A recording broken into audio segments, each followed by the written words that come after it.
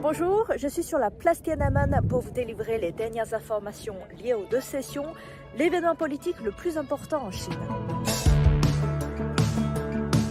À cette occasion, j'ai échangé avec un confrère anglais du média américain Market News et aussi un journaliste de l'agence de presse japonaise Kyodo News qui était pour lui aussi sa première conférence de presse de cette édition de CCPPC.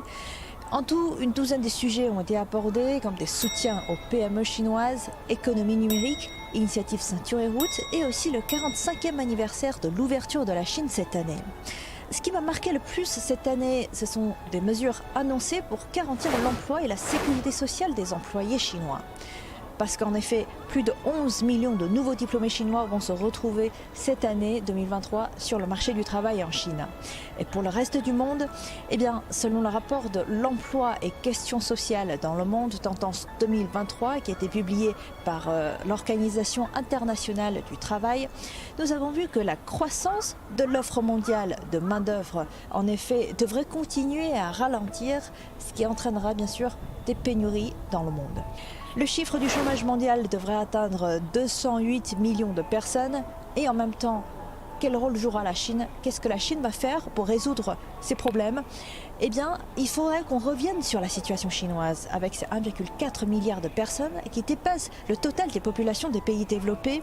Le concept de modernisation chinoise caractérise justement par le nombre important de la population de la Chine. Et la CCPPC de cette année se préoccupe justement de cette thématique des bien-être des employés et aussi de garantir qu'il y a un taux d'emploi adéquat en Chine.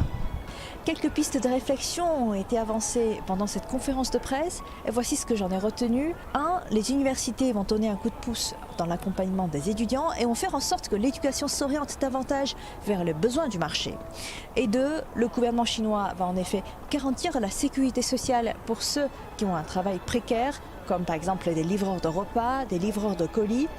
Et 3, un soutien aux PME et aux auto-entrepreneurs qui jouent en effet un rôle important dans le marché chinois. En espérant bien sûr que l'économie chinoise en pleine relance créera plus d'emplois. Et vous, chers téléspectateurs, que pensez-vous de ces mesures? Sont-elles en adéquation avec la situation actuelle? Je vous dis à la prochaine pour un autre numéro sur mes observations des deux sessions de cette année 2023.